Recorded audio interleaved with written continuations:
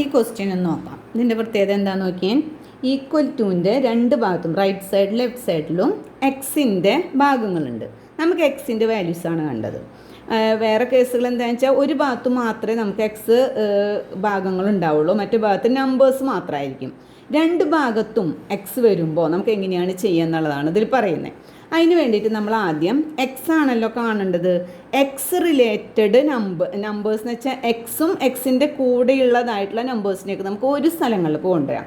X ഭാഗങ്ങളെയൊക്കെ ഇക്വേഷൻ്റെ ഒരു സൈഡിലേക്ക് കൊണ്ടുപോകാം.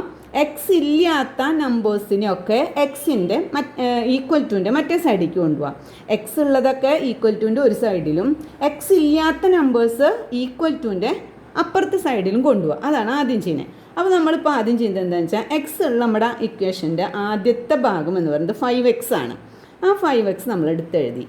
നമ്മൾ ഈ ഭാഗത്താണ്, അതായത് ഈക്വൽ ടുവിൻ്റെ ഈ ലെഫ്റ്റ് സൈഡിലാണ് നമ്മൾ എക്സ് ഉള്ള ഭാഗങ്ങളാക്കുന്നത്. റൈറ്റ് സൈഡിലേക്ക് നമുക്ക് നമ്പേഴ്സ് മാത്രമാണ് ആക്കുന്നത്.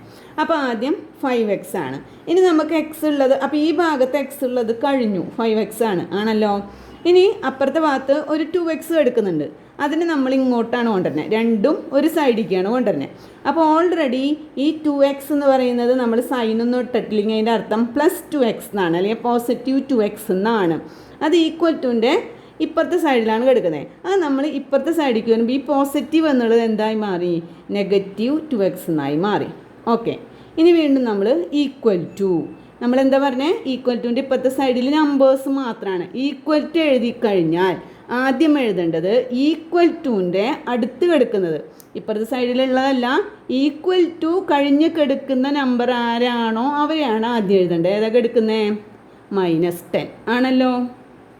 നെക്സ്റ്റ് നമുക്ക് ഇവിടെ കിടക്കുന്ന നമ്പറിനും കൂടി ഇങ്ങോട്ട് കൊണ്ടുവരണം, വേണ്ടേ? ഇവിടെ ഇപ്പോൾ എന്ത് രീതിയിലത് കിടക്കുന്നത്, +8.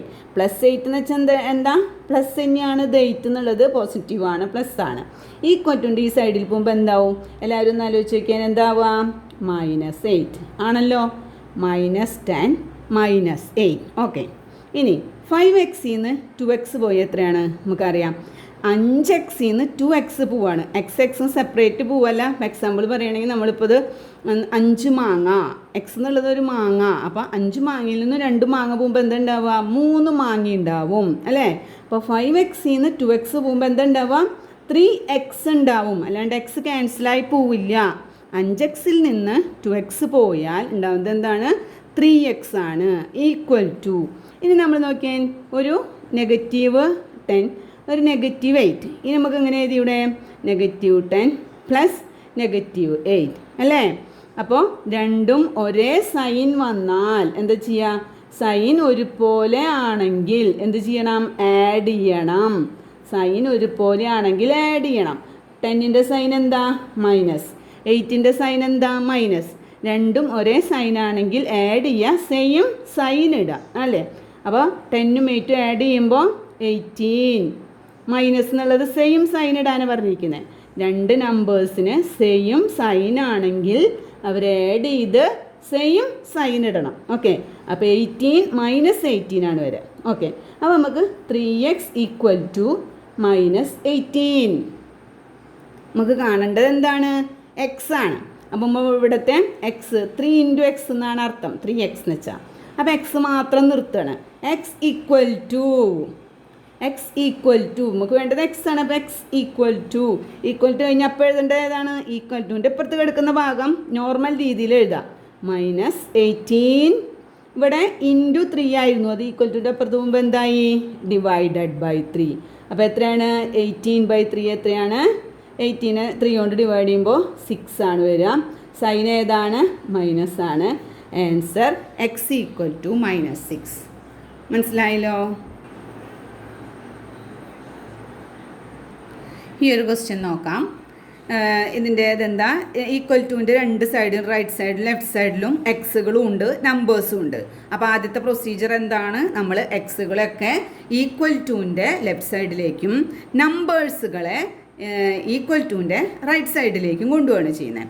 ആദ്യം എക്സും എക്സിൻ്റെ കോയിഫിഷ്യൻറ്റും ഈ ഭാഗത്ത് എക്സും എക്സിൻ്റെ കോയിഫിഷ്യൻറ്റും ഒരു സൈഡിലേക്ക് കൊണ്ടുവരാം. അപ്പോൾ ആദ്യത്തെ സ്റ്റെപ്പിൽ നമുക്ക് ആദ്യം കിടക്കുന്നത് 9x ആണ്. അപ്പോൾ ആദ്യം അത് എഴുതാം, 9x. ഓക്കെ, നെക്സ്റ്റ് എന്താണ്, നമുക്ക് ഈ 10x കൂടി ഇപ്പുറത്തേക്ക് കൊണ്ടുവരണം വേണ്ടേ. 10x ഓൾറെഡി പോസിറ്റീവ് ആയിട്ടാണ് കിടക്കുന്നത്, അത് നമ്മൾ ഇങ്ങോട്ട് കൊണ്ടുവരുമ്പോൾ എന്തായി, മൈനസ് ആയി മാറി അല്ലേ. -10x.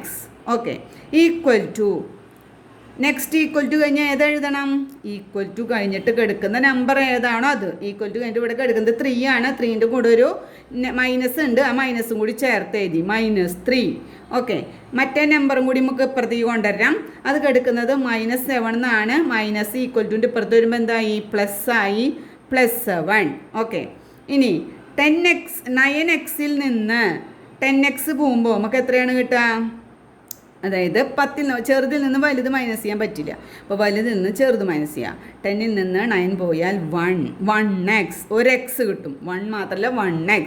സൈൻ ഏതിടണം, വലുതിൻ്റെ ഇടണം. അപ്പോൾ -1x ഈക്വൽ ടു -3ൽ നിന്ന് 7, അതായത് രണ്ടും വ്യത്യസ്ത സൈനാണ്. നോക്കിയാൽ ഒരെണ്ണം -3, ഒരെണ്ണം +7. സെപ്പറേറ്റ് സൈനാണെങ്കിൽ എന്ത് ചെയ്യണം, അവർ ഡിഫറൻസ് കണ്ട് വലുതിൻ്റെ സൈൻ ഇടണം. ഡിഫറൻസ് കാണാം, വലുതിൻ്റെ സൈൻ ഇടാം. അതായത് ഡിഫറൻസ് കാണാന്ന് വെച്ചാൽ മൈനസ് ചെയ്യുക. 7ൽ നിന്ന് 3 മൈനസ് ചെയ്ത് എത്ര കിട്ടുക, 4. വലുതെന്ന് പറയുന്നത് 7 ആണ്. 7ൻ്റെ സൈൻ പോസിറ്റീവാണ് അല്ലേ. അപ്പോൾ എന്താ, -1x ഈക്വൽ ടു 4. നമുക്ക് എക്സിൻ്റെ വാല്യൂ ആണ് കാണേണ്ടത്. എക്സ് ഇത് നെഗറ്റീവ് എക്സ് ആയിട്ടാണ് കിടക്കണത് അല്ലേ. 1 എന്നുള്ളതിന് നമുക്ക് 1 ഇട്ടില്ലെങ്കിലും നമുക്ക് കുഴപ്പമില്ല, ഒരു എക്സ് എന്നറിയാം. അപ്പോൾ എന്താ, എക്സ് ഈക്വൽ ടു എന്താണ്, നമുക്ക് എന്ത് ചെയ്യാം, 4. ഇവിടെ ഇൻറ്റു ആണ്, 1x ഇൻറ്റു ആണ്. അപ്പോൾ ഇവിടെ കൊണ്ടുപോയിട്ട് -1 ഈക്വൽ ടു -4. അപ്പോൾ നമുക്ക് തോന്നും എന്താണ് ഈ മൈനസ് ഇങ്ങോട്ട് വന്നപ്പോൾ പോസിറ്റീവ് ആവാഞ്ഞെന്ന്. നമ്മൾ എന്താ ചെയ്യുന്നത് ഇവിടെ, -1 ഇൻറ്റു എക്സ്, -1 ഇൻറ്റു എക്സ് ആണ് എടുത്തിരിക്കുന്നത് അല്ലേ. അപ്പോൾ എക്സ് ഇവിടെ നിർത്തിയിട്ട് നമ്മൾ എന്താ ചെയ്യുന്നത്, -1 ഡിവൈഡ് ചെയ്യണം ഇതിനെ. ഇൻറ്റു എന്നുള്ളത് ഇവിടെ കൊണ്ടുപോയി ഡിവൈഡ് ചെയ്തു. അപ്പോൾ നമുക്കത് -4 ആയി. അപ്പോൾ x ഈക്വൽ ടു -4.